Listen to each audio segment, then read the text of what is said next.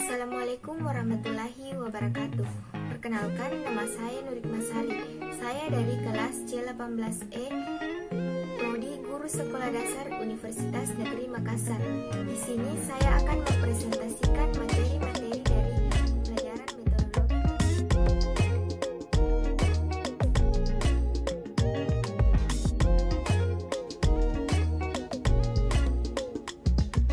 Penelitian deskriptif kuantitatif. Penelitian deskriptif kuantitatif adalah penelitian ilmiah yang sistematis terhadap bagian-bagian dan fenomena serta hubungan-hubungannya. Tujuan penelitian deskriptif kuantitatif. Tujuan penelitian deskriptif adalah menggambarkan karakteristik atau perilaku suatu populasi dengan cara yang sistematis dan akurat. Kelebihan dan kekurangan penelitian deskriptif kuantitatif. Kelebihan metode penelitian kuantitatif. Surya Brata menjelaskan beberapa kekuatan metode penelitian kuantitatif, yaitu yang pertama, memungkinkan dilakukan pencatatan data hasil penelitian secara eksak. Yang kedua, mengikuti tata pikir dan tata kerja yang pasti dan konsisten.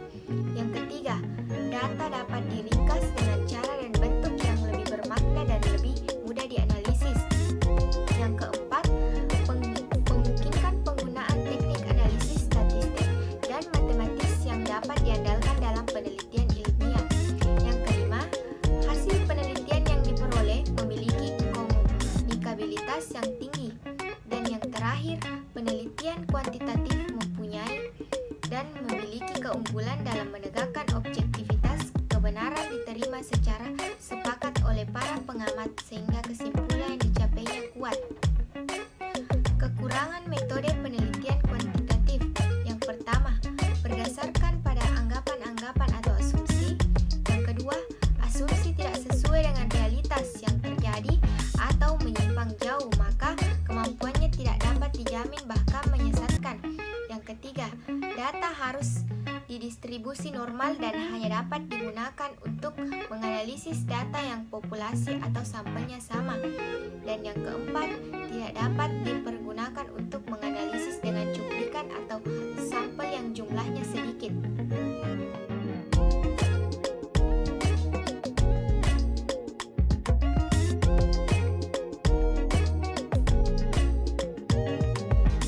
Penelitian deskriptif kualitatif.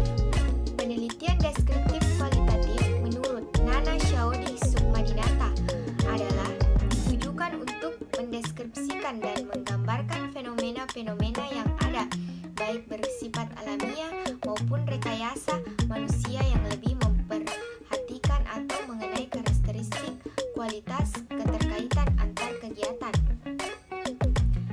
Tujuan penelitian deskriptif kualitatif. Tujuan dari penelitian deskriptif kualitatif adalah menghasilkan gambaran akurat tentang sebuah kelompok, menggambarkan mekanisme sebuah proses atau hubungan, memberikan gambaran lengkap baik dalam bentuk verbal atau numerikal, menyajikan informasi dasar akan suatu hubungan, dan menciptakan seperangkat kategori dan mengklarifikasi subjek penelitian. Kelebihan dan kekurangan penelitian deskriptif kualitatif. Kelebihan yang pertama, mampu menganalisis masalah atau masalah yang sulit atau tidak terukur secara numerik. Yang kedua, mampu melakukan pengamatan dalam konteks sosial alami. Dan yang ketiga, memiliki potensi untuk menggabungkan penelitian kualitatif dan kuantitatif. Kekurangannya yaitu yang pertama, memungkinkan tidak signifikannya secara statistik. Yang kedua, metode ini rentan terhadap bias karena nuansa pendapat subjektif. Dan yang ketiga, sulit untuk diverifikasi ulang karena pengamatan dan sifat konseptualnya. Dan yang terakhir, memiliki wawasan yang luas dan mendalam tentang bidang pendidikan yang akan diteliti. Kemudian, langkah-langkah penelitian deskriptif kualitatif. Yang pertama, mengidentifikasi masalah. Yang kedua, pembatasan masalah. Yang ketiga, menetapkan fokus penelitian. Yang keempat, pengumpulan data. Yang kelima, pengolahan dan pemakaan data. Yang kelima, pemunculan teori. Dan yang terakhir, pelaporan hasil penelitian.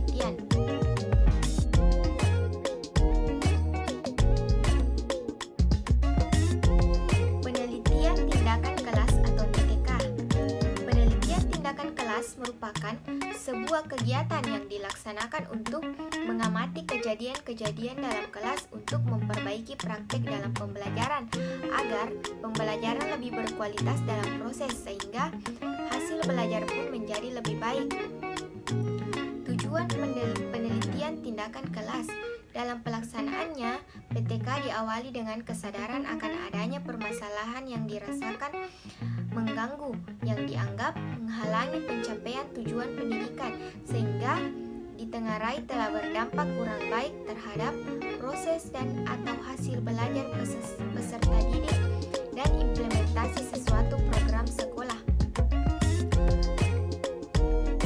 Adapun kekurangan dan kelebihan penelitian tindakan kelas. Kelebihan penelitian tindakan kelas yaitu yang pertama, praktis dan langsung relevan untuk situasi yang aktual. Yang kedua, menyediakan kerangka kerja yang teratur untuk memecahkan masalah dan pengembangan baru yang lebih unggul dari cara-cara yang ada sebelumnya.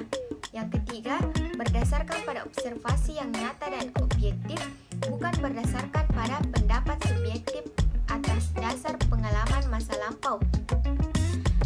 Dan yang keempat, fleksibel dan adaptif, yaitu memperbolehkan untuk mengadakan perubahan-perubahan selama dalam masa penelitian dan mengorbankan kontrol demi kepentingan inovasi. Yang kelima, dapat digunakan untuk inovasi pembelajaran. Yang keenam, dapat digunakan untuk pengembangan kurikulum di tingkat kelas. Dan yang terakhir, dapat digunakan untuk meningkatkan kepakaran atau profesionalisme guru. Kelemahan penelitian tindakan kelas. Yang pertama, kurang tertib ilmiah karena validitas internal dan eksternalnya lemah.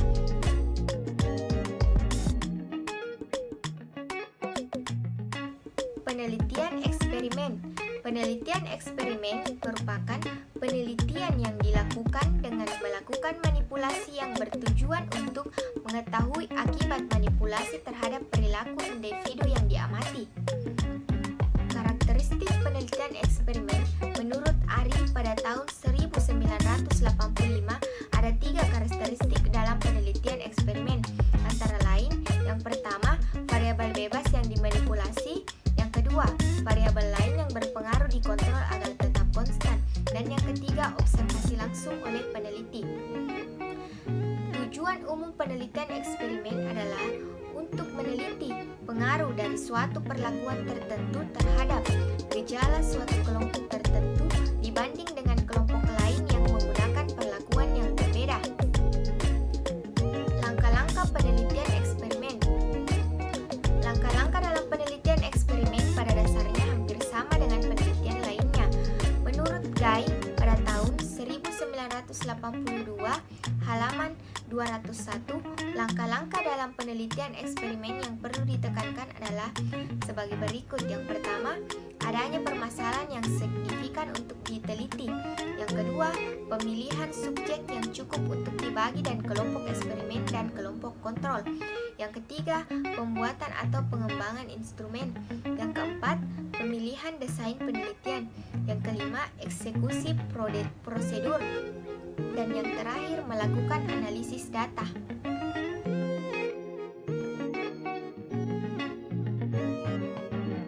Penelitian koresional. Pengertian penelitian koresional. Korelasi dapat diartikan sebagai hubungan, namun ketika dikembangkan lebih jauh, korelasi tidak hanya dapat dipahami sebatas pengertian tersebut.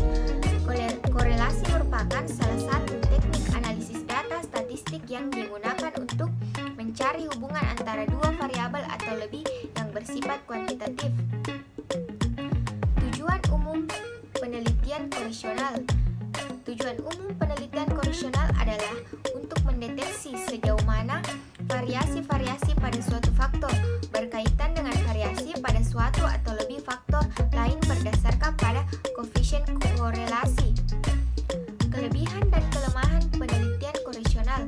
Penelitian koresional mengandung kelebihan-kelebihan, antara lain kemampuannya untuk menyelidiki hubungan antara beberapa variabel secara bersama-sama atau simultan, Dan penelitian korelasional juga dapat memberikan informasi tentang derajat kekuatan hubungan antara variabel-variabel yang diteliti.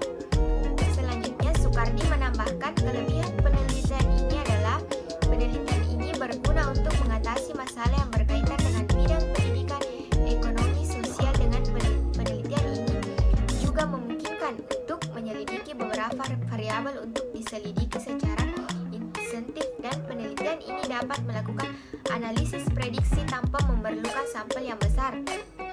Sedangkan kelemahan penelitian korelasional ini yaitu hasilnya cuma mengidentifikasi apa sejalan dengan apa tidak semestinya untuk menunjukkan saling hubungan yang bersifat kausal jika dibandingkan dengan penelitian eksperimental penelitian.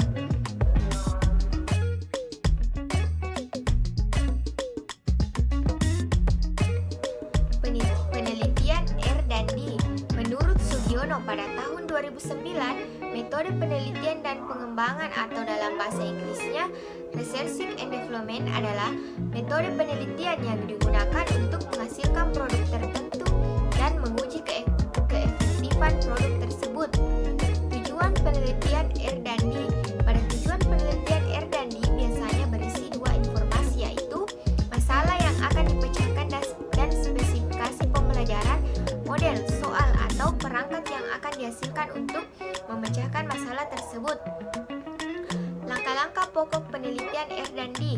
Yang pertama, penelitian dan pengumpulan data. Yang kedua, perencanaan. Yang ketiga, pengembangan produk awal.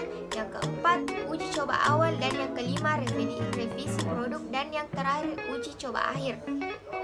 Kelebihan dan kekurangan penelitian R dan D.